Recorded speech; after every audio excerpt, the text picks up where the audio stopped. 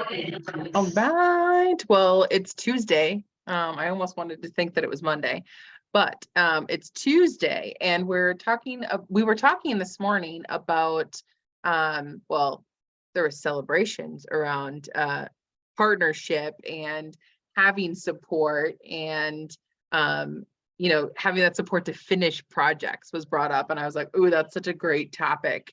So thinking about the discussion of, are you a starter or a finisher, or like which one are you stronger in, was kind of the frame of the question that I thought of when that was being talked about this morning. So I'll say that I think that I'm a really good finisher more than a starter, which I think I surround myself with awesome starters, because I work really well with helping people finish something and bring it to completion. So that's just my first thought when I think about myself. What about anyone else? I guess it kind of depends on the context for me because I I'm a really good starter for sure in whatever project, and then I thrive if I can set someone up well to complete the project Mm, when it's that sort of teamwork. But if I have to finish it myself, then I'll kind of get three-quarters of the way done with something, and it'll feel like a really big mental load for me. And I mm, just have to push through it, which is kind of what I'm stuck with at the moment. But I've found when I ask for help, it's only very specific people that will actually pull through for me because it takes me time to set up that success for somebody else. And then by the time I'm ready, people are like, no, I've moved on to the next thing. I can't help you anymore. interesting. Yeah, I like the idea of knowing who your people are, that can really support you in that movement, in that really intentional space when you're like, I'm ready, I'm getting ready to be ready. And having that extra support. Yeah, I like that. It's a really great thought. Like I'm like, ooh, I find myself going, oh yeah, who are my like intentional people that I know, like you said, pull through. Mhm. Good. Yeah, Yes. Erin, what's coming to mind for you? So my example from this past weekend with the bathroom, which I'll send this picture later, but I had ordered the mirror that I wanted to put up, right? Had bought the paint from the store, was getting all ready to start this project. Okay. And then where Tyler came in was that he was actually going to help me with removing all the old stuff, right? Just so Mm, that I could paint it.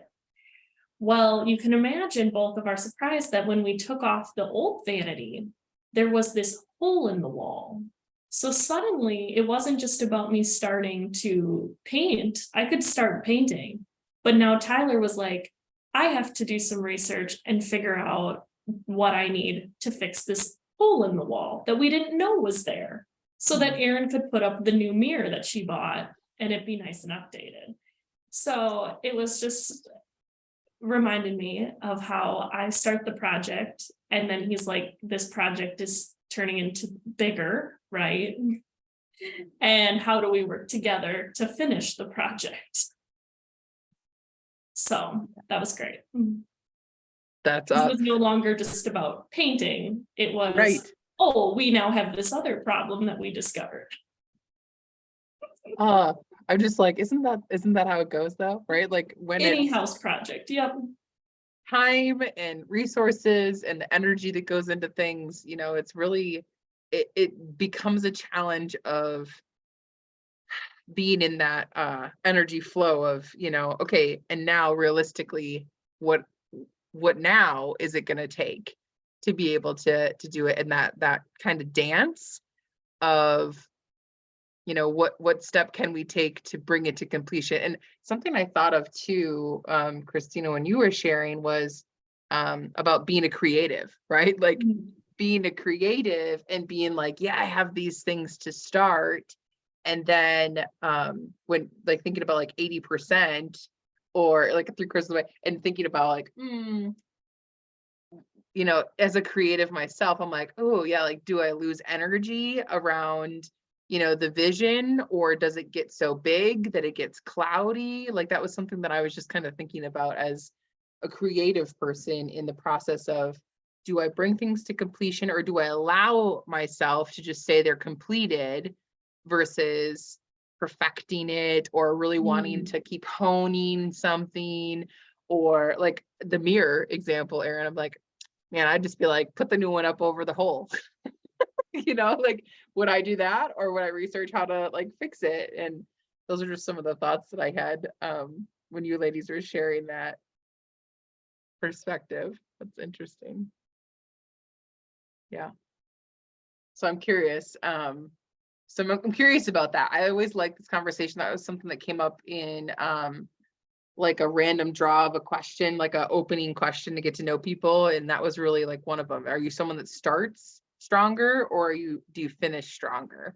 And I love the idea of, you know, there's definitely different levels for different projects, because some of them have, you know, a much longer short list that grows along the way, and we, you know, get to pivot and figure it out and learn along the way. And how willing are we to do that? You know, how much energy are you willing to put into those projects that we start? So yeah, go forth with your day on your Tuesday. They say it's the most productive day of the week. So what are those projects that you need to, you know, you want to complete, or that you've been putting off? Today just might be the day to go bring those to completion and move into some new energy of what you want to keep creating. So thanks for joining me this morning, ladies. Have an awesome rest of your Tuesday, and we'll see you tomorrow.